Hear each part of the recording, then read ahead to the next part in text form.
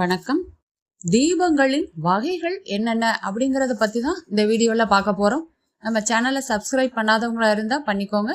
நான் போடுற எல்லா வீடியோவும் உங்களுக்கு வந்து சேரும்.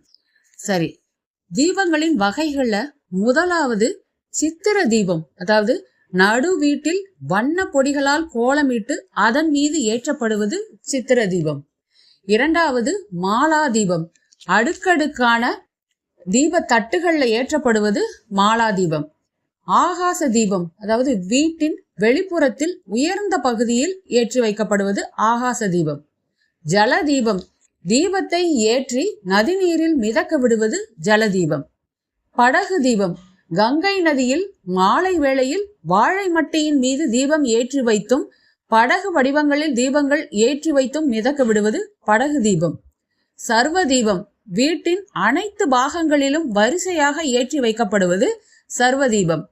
மோட்ச தீபம், முன்னோர்கள் நற்கதி அடையும் பொருட்டு கோவில் கோபுரங்களின் மீது ஏற்றி வைக்கப்படுவது மோட்ச தீபம்.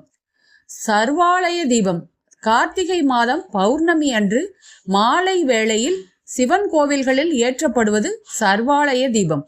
அகண்ட தீபம், மலை உச்சியில் பெரிய கொப்பரையில் ஏற்றப்படுவது அகண்ட தீபம்.